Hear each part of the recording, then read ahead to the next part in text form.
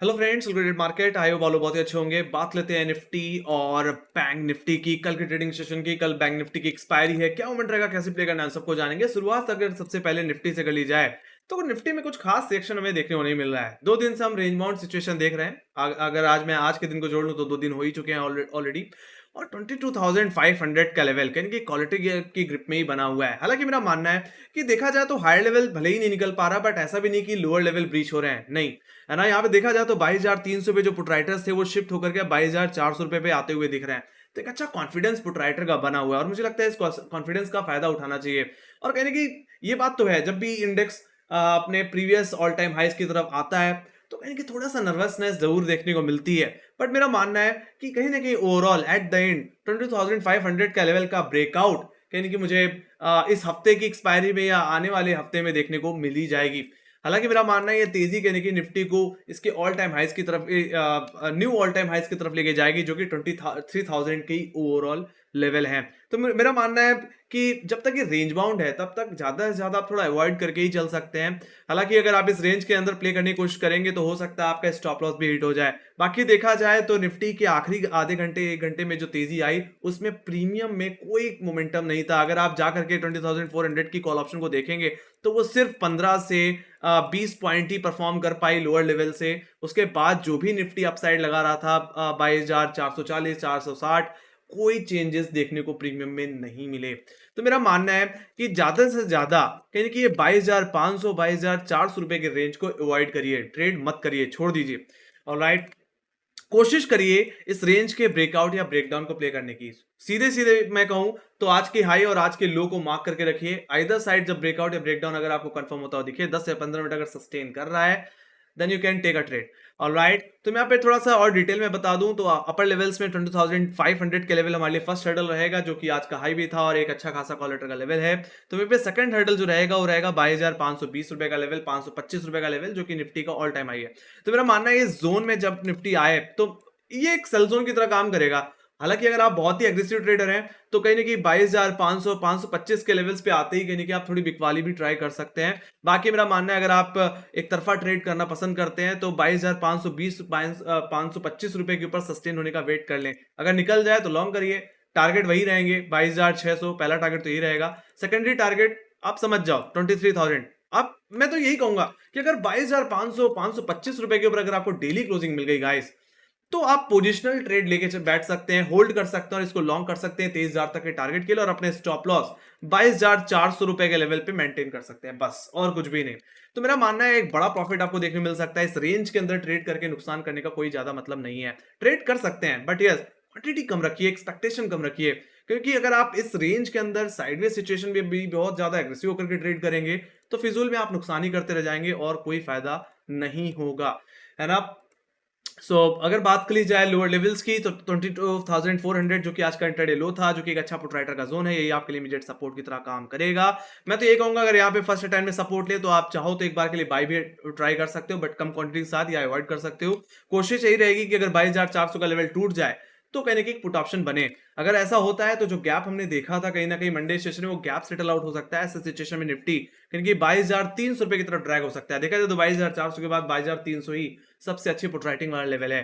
बाकी मेरा मानना है अगर 22,300 का भी लेवल अगर टूट गया तो ज्यादा से ज्यादा ये करेक्शन कहीं ना कहीं निफ्टी को इसके 20 डे एक्सपोनेंशियल मूविंग एवरेज की तरफ ले जा सकता है, जो कि 22,180 का लेवल है। तो वहां तक की ज्यादा से ज्यादा डाउनसाइड आपको निफ्टी में फिर देखने को मिल सकती है। हालांकि ऐसे रेफरेंस में मैंने यहाँ पे एक राइजिंग ट्रेंड लाइन का भी यहाँ पे की हेल्प ले रखी है। हालांकि इस ट्रेंड लाइन को मैंने मार्क कर रखा है 26 मार्च के क्लोजिंग लोज से। इसी ट्रेंड लाइन पे कहीं ना कहीं हमने 27 मार्च के क्लोजिंग लोज पे भी सपोर्ट लिया था, और देखा जाए तो आज के दिन भी सेकंड हाफ पे इसी ट्रेंड लाइन पे हम सपोर्ट लेते हुए दिखे। तो मेरा मानना है कहीं ना कहीं ट्रेंड लाइन थोड़ी हेल्पफुल हो सकती है। इस ट्रेंड लाइन का ब्रेक डाउन 20,400 का ब्रेक डाउन कहीं कि आपको एक फ्रेश शॉट दिला सकता है टू 20,300 एंड इट्स 20 डेमा। या आप तो ये बात होगी इसकी। बाकी ये दिमाग में रखो कि जब तक 20 डेमा के ऊपर है, जब तक 22,300 रुपए के ऊपर है, तब तक जो व्यू रहेगा वो बुलिश ही रहेगा। Just do level based trading, और खासकर 22,500 400 रुपए के रेंज को आप एज अ सेफ ट्रेडर ज्यादा से ज्यादा अवॉइड करने की कोशिश करें। रेंज के ब्रेकआउट या ब्रेकडाउन का वेट कर लें, आपको एक बड़ा पैसा मिल सकता है। ऑलराइट, तो ये बात हुई गाइस निफ्टी के टेक्निकल लेवल्स की। बाकी ऐसा ओवरऑल देखा जाए तो आईटी सेक्टर का भी चलना बहुत जरूरी है। अगर आप ध्यान से देखें तो आईटी सेक्टर का कोई कंट्रीब्यूशन नहीं था, रिलायंस चला नहीं। ऑलराइट, और एचडीएफसी बैंक में ब्रेकआउट देखने को मिला, बट उसमें कोई फॉलो अप बाइंग नहीं आई। तो कहीं ना कहीं देखा जाए तो थोड़ा सिलेक्टिव काउंटर्स में ही तेजी थी। स्टॉक स्पेसिफिक ऐसे बाजार में जब साइडवेज रेंज बाउंड बिहेवियर देखने को मिल जाए इंडेक्स में, तो मेरा मानना है स्टॉक स्पेसिफिक होकर ट्रेड करना चाहिए। देखा जाए तो आज एमएनएम अच्छा खासा चलता हुआ दिखा, एचएएल अच्छा खासा चलता हुआ दिखा।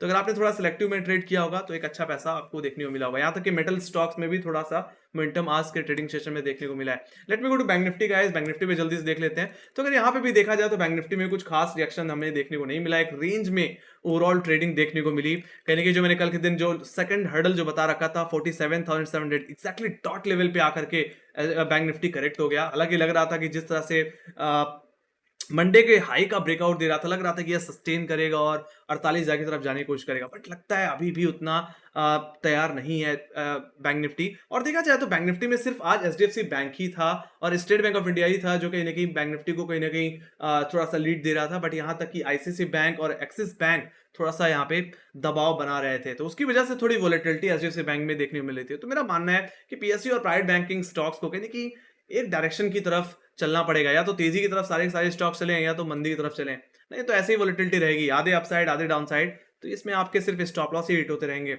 ऑलराइट, तो फिलहाल जो आज का हाई था, आज का जो लो था, वही हमारे लिए कल के दिन रेजिस्टेंस और सपोर्ट की तरह काम करेगा।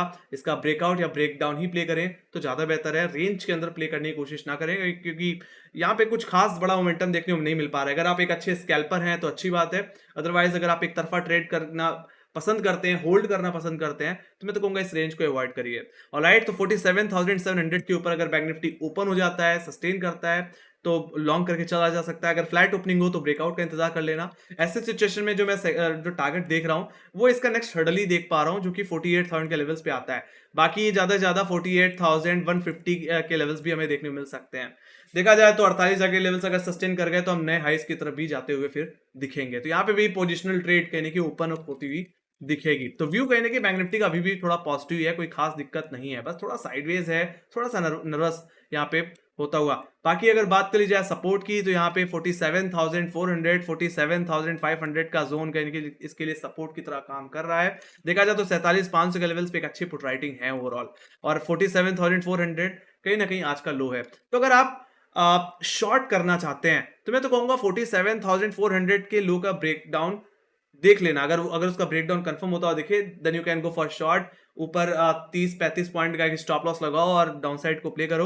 हालांकि जो मैं टारगेट एक्सपेक्ट करके चल रहा हूँ गाइस, वो इस गैप को फिल करने के सेंस में प्ले करके चल रहा हूँ। देखा जाए तो 250 पॉइंट का ऑलमोस्ट गैप है मंडे के सेशन में, वो गैप सेटल आउट हो सकता है। ज्यादा से ज्यादा गिरावट 47,000 तक जाती हुई दिख सकती है, जो कि बैंक निफ्टी का 20 डे एक्सपोनेंशियल मूविंग एवरेज है। और मैंने जैसे कहा ना कि जब तक 47,000 के ऊपर है, जब तक 20 डे के ऊपर है, तब तक बैंक निफ्टी का जो व्यू रहेगा बुलिश रहेगा।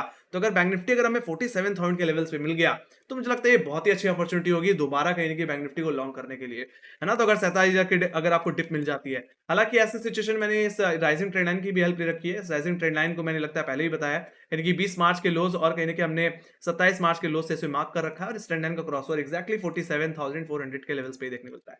तो ब्रेकडाउन मिले तो 47,000 की प्ले करो, 47,000 का लेवल आए तो वहां पे आप बाउंड डिप करके वापस चल सकते हैं। ऑलराइट, तो यही लेवल्स हैं guys, just to level based trading guys. Range के अंदर प्ले करने की कोशिश करोगे, हो सकता है आपको थोड़ा प्रॉफिट हो जाए, बट अगर आपने यहाँ पे भी थोड़ा सा ग्रीड दिखाई तो मुझे लगता है आप वापस गंवा दोगे, कोई मतलब नहीं है। अगर आप अच्छे स्केल्पर है तो इस रेंज के अंदर भी आप ज्यादा एक्सपेक्टेशन ना रखें। अगर आपको जहां 20-25 पॉइंट 30-40 पॉइंट मिल रहे हैं, जस्ट बुक इट, और यू कैन ट्रेल और रेसल ऑल्सो। अदरवाइज अगर आप होल्ड करना पसंद करते हैं, सेफ ट्रेडर हैं, तो रेंज के ब्रेकआउट या ब्रेकडाउन का वेट कर लेना। मैंने अपर लेवल्स और लोअर लेवल्स के टारगेट्स आपको ओवरऑल बता दिए हैं। ऑलराइट, तो गाइज यही थी मेरी एनालिसिस, ज्यादा कुछ ऐड करने के लिए नहीं है। बाकी गाइज आप जब बाजार साइडवेज रेंज बाउंड हो तो कोशिश किया करिए कि कहीं ना कहीं स्टॉक्स पे भी थोड़ी नजर रखी जाए। ऑलराइट, बाकी स्टॉप लॉस लगा के रखें। अगर आप मार्केट अगर आप बहुत ही ज्यादा खराब है तो कम से कम आपका स्टॉप लॉस हिट होगा, कोई बड़ा नुकसान नहीं होगा, है ना। बाकी ऐसे बाजार में थोड़ी लिमिटेड ट्रेड ही करनी चाहिए इंडेक्स के पॉइंट ऑफ व्यू से। ऑलराइट, तो गाइज यही थे मेरे view. Thank you very much. And अगर आपको एनालिसिस पसंद आई तो make sure guys like share subscribe जरूर दबा दीजिएगा। और यस डेफिनेटली हमें फॉलो कर सकते हैं इंस्टाग्राम, ट्विटर, फेसबुक और टेलीग्राम पे, जहाँ पे मार्केट से रिलेटेड अपडेट्स हम शेयर करते ही रहते हैं। लिंक आपको डिस्क्रिप्शन बॉक्स में मिल जाएगी। बाकी अगर आपके अभी भी कोई क्वेश्चन रह गए या कोई अगर आपको कोई सजेशन देना है या कोई फीडबैक है आपका, तो आप कमेंट सेक्शन में लिख के चल सकते हैं गाइस। तो इसी के साथ thank you very much for watching. Bye bye guys, see you next video, take care guys, love you, bye bye.